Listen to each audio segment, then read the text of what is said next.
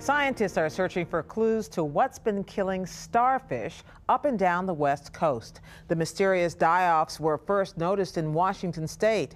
That's where KCTS Seattle has been partnering with the environmental public media project, EarthFix, to get to the bottom of the epidemic. Special correspondent Katie Campbell reports.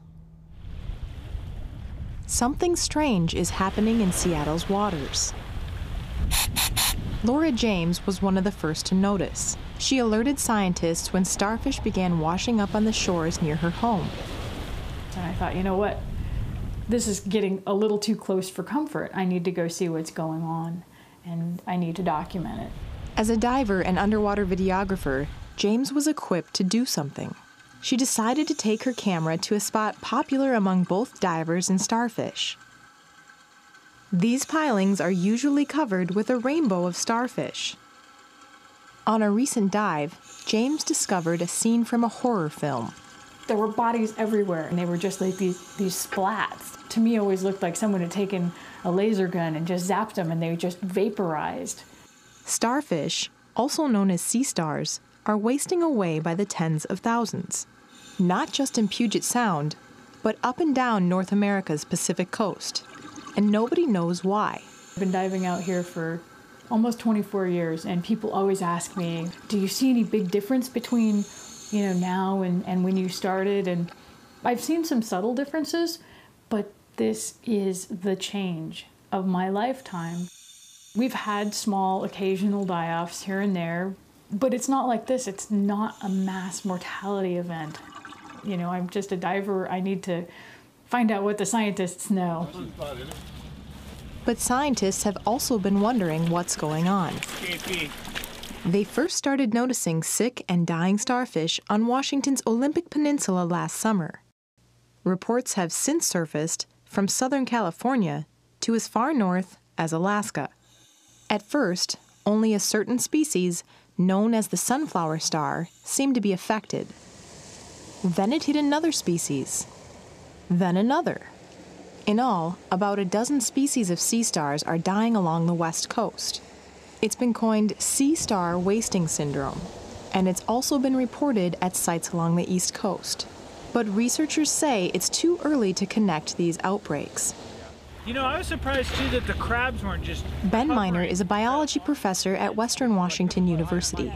He studies how environmental changes affect marine life. Today, his team is collecting sea stars at Mukilteo, Washington, just north of Seattle.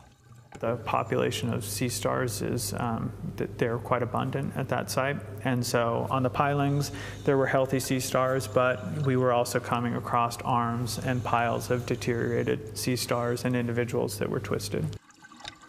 The divers are searching for stars showing symptoms, as well as the ones that appear healthy. The experiments are infectiousness experiments where we take individuals that have signs of the syndrome and we put them in tanks with individuals that don't have signs.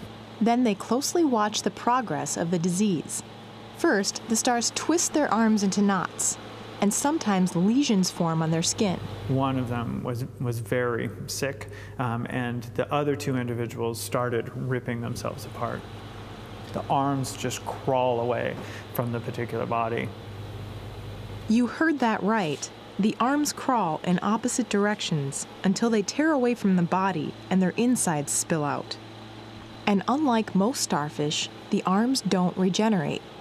Stars that came in with symptoms died within 24 hours. Interestingly, though, I didn't see the individuals that were exposed to those dying individuals show symptoms any more rapidly than individuals in the other tanks. So being in the same tank with a dying starfish doesn't seem to accelerate the disease. Divers recently returned to Mukilteo to find that most of the starfish there have died. But we still don't know how they're catching the illness or where it comes from. Could an infectious pathogen from the other side of the world have hitched a ride on ocean-going ships? Or could it be something larger, like climate change or ocean acidification? So this is a healthy Pycnopodia.